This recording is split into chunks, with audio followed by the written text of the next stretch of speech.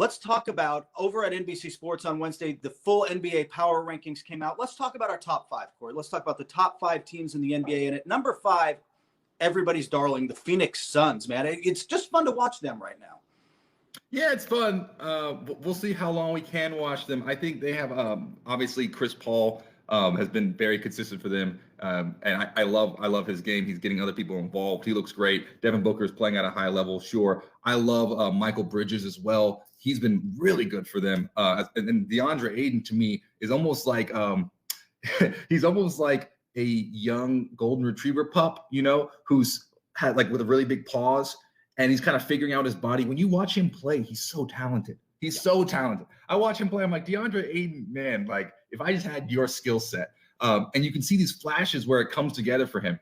And then there are other moments where he just doesn't know how strong he is, doesn't know how talented he is. So I'm excited to see him grow into his body and grow into his game because, man, he's going to age like a fine wine. I'm really, really excited to see him play. But I think at the end of the day, Kurt, this Phoenix Suns team is too inconsistent for me to bet on. Yeah, and the other problem I've had, look, they got off to the fast start. Their offense is going to be good. Chris Paul's going to distribute the ball. They're going to have balance. Their defense has really started to come back to earth over the last couple of weeks. And as that continues, they're going to start to drop some games. I don't know that they're going to be able to be number 5 in these power rankings forever. But right now they're there. They're winning games. They're finding a way. At number 4, the Los Angeles Clippers, another team that, man, there are days you're like, oh, they are Cy Young Award winning fastballs out there, man. They are just throwing it. And then the next game, they can't get anybody out, right? They're just all over the map. There's not much consistency with them. Yeah, the Clippers, I think it's the same issue as last year, right? We're trying to figure out, can Kawhi and Paul George take this team to the next level? I think they're getting a lot of help and consistency from their bench, from their role players and support players. Patrick Beverley and Lou Williams are playing at a super high level right now. Luke Kennard is not delivering as much as I would like him to, particularly coming off of that big contract. So he's got to step up his game. But I just don't. Once again, Kurt, I just wouldn't bet on. But right now, it's a hard bet for me because they're so talented. But I get confused. I watch Kawhi and Paul George out there, and you're right. Some nights they look dominant. Some nights they don't. And I'm like, you have 2 of the best players in basketball, and you have a good bench. I don't understand what is wrong in LA. What's happening with the Clippers? So, yeah, we'll see. But I don't understand. Yeah, at an elite level, the bench has actually really been an issue. Last year, I mean, myself and a lot of people picked them to win because we're like, you know what? 3 through 8, they're the best team in the league, right? They're just going to be, and that turned out to not be consistent. This year, they're not. Their bench has been a genuine problem. Lou Williams looks a little lost without Montrezl Harrell. Their defense when the bench comes on is terrible. And Ty Lue's got to find a way. They've either got to trade for some depth or make some moves, or they've got to find a way to get better play out of their bigs. Zubac just looks a little lost coming off the bench, trying to play. Every other team kind of goes small. They go bigger off the bench. And it's just not working right now. They've got to find a way to shore up the bench minutes or, again, 4 might be too high for them in a few weeks if they don't figure this out. Although if you've got Kawhi Leonard and Paul George, you still find a way to win some games. I mean, yeah, I wouldn't bet against Kawhi any day of the week. No.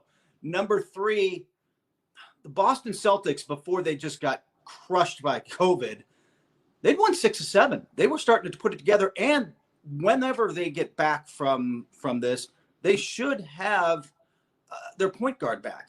This is a team that feels like it's going to start to get rolling and maybe one of the top teams in the East. Unfortunately, we're just not getting to see them for a week or so.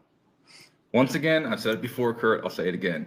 Boston is quietly building a dynasty. I'm telling you, this young duo, when I think about the top 5 duos in basketball, I mean, Jason Tatum and Jaylen Brown have to be in the top conversation for me. And the best news is they're young. They're so young. They both signed their deals.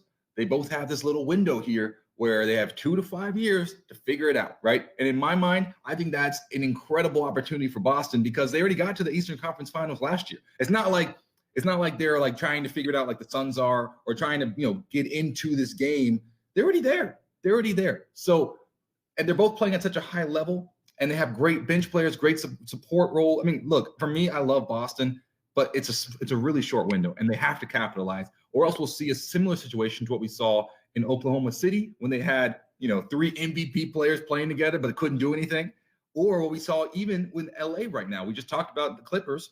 Yep. They only have 2 years to figure it out, and they weren't able to figure it out last year, and right now it looks like in jeopardy. So for me, Boston, short window, you got to figure it out and capitalize. Yeah, well, like I said, they get Kemba Walker back, but I think the key for them, right? Just more Peyton Pritchard. Let's just roll up that. That guy is just finding a way to impact games. I don't know how. Suddenly, you're like, he's going to be one of those guys where you're like, how did he fall so far in the draft? Like that guy is just finding a way to make plays night after night for them. And Taco Fall. Don't forget, like I said, we need more I need more Taco Fall in my life. Taco Fall rejecting Russell Westbrook was one of my favorite plays of the last week, just shutting him down.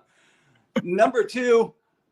The Milwaukee Bucks are the Milwaukee Bucks. And I know that everybody's kind of like, well, I don't know that they've taken a step forward. And Giannis, first off, Chris Middleton's been playing fantastic.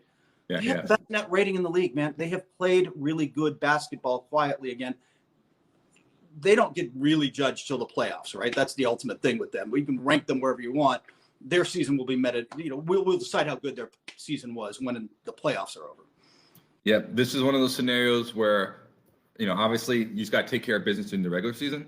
But my question with Milwaukee is, in the playoffs, can they take the game to the next level? And the way to do that, in my mind, is being more multiple and unpredictable on offense. Right now, their offensive set is super predictable, and it's been well written about. Everyone's talked about it. But at the end of the day, even though you have a 2-time MVP, even though you have a transcendent player in Giannis, it hasn't been enough for them. They have to figure out ways to make that offense look different and not so predictable, because over a 7-game series, teams are going to figure you out. It's just that simple. So one thing that I think they can do is learn from Alabama and Nick Saban, how he used Devontae Smith, because Devontae Smith was easily the best player in college football. He was doing things that, every player you think, okay, this is a video game stat, right? I remember in high school, guys would just put up 200 yards and 3 touchdowns. And then in college, no one was putting up 200 yards and 3 touchdowns. Like, that is a video game. And then you have guys who can do that, which are Devontae Smith, and they win Heismans, right? They're just operating on a different level. You get to the pros, and it's like, once again, Stephon Diggs. How do you have a guy who's just putting up 150 yards a game? Same thing with Giannis. He's doing things that just don't make sense in the NBA. But he hasn't been able to take his team to the next level in the playoffs. So for me, that's going to be Coach Bud's opportunity to say, look, we got to figure out ways to uncover him, ways to get him to play off the ball, get the ball in Drew Holiday's hands, get Chris Middleton more involved. We got to make this offense more multiple if we want to be deadly in the playoffs. Yeah, you're spot on. Look, their plan A is brilliant, but when you get to the second round and beyond in the playoffs, teams can shut down your plan A, or at least make it very difficult. What's your plan B? What's your plan C? The teams that win have good ones of those.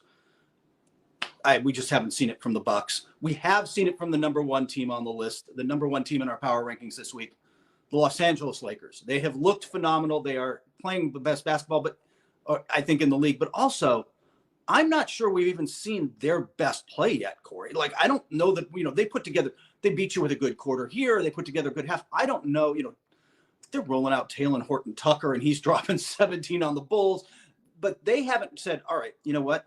Let's just play a week of really good basketball and crush people, because I'm not even sure we've seen their best yet. Even when they have close games and they're not playing well, their B game is better than most teams' A game. Yeah. So that is an incredible sign if you're a Los Angeles fan. To me, LA is kind of like Bowser. They're the big bad boss at the end of the video game that everyone knows is waiting for them, right? Yeah. In the castle. You got to go to LA and you got to win it from LeBron and from AD. But the problem is, I think that, Mario wins the game. So Bowser loses. So in my mind, LA has to figure out a way to keep getting better, because they look so good right now. Like you said, they look like a mid-season form, and it's only been 15 games or less, 12 games. So the question for me is, can they continue to improve every week? But right now, they're just having fun. LeBron, like what he did on that one sequence, turn around, making bets with Dennis Schroeder while shooting a 3-pointer.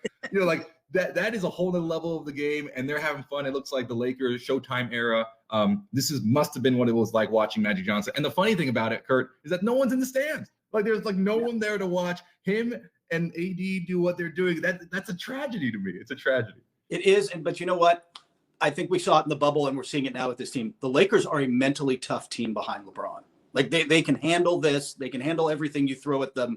And by the way, when you get fans back and put the pressure of the playoffs on them, they'll be able to handle all that too. They'll be just fine. They are the bar to clear. And right now, we just talked about all the teams lower on the power rankings. We've got questions about all of them. We just kind of were like, I don't know about the Clippers. I don't know about the Bucks. Don't have those questions about the Lakers, man. Absolutely not. And the thing that's crazy to me is the new additions seemed like they just like were culture fits. They just came right in. Dennis Schroeder is like, he just seems like he belongs in purple and gold. Montrezl Harrell is coming out huge for them. So like I said, it just doesn't make sense to me. It's like a seamless transition from a championship team back to another championship caliber team. It's so scary. You gotta, if you're a Lakers fan, you must be having so much fun. Yeah, Schroeder's like having playoff Rondo all year long, right? Like That's what I'm saying. All year long. Yes, absolutely. That's a great way to put it. Yeah, he's been great. And yeah, the Lakers may be on top of this list for a while when we come back to this, Corey. Hey, you know, I love it. But once again, who's going to beat Bowser? That's my question. Who's going to beat Bowser?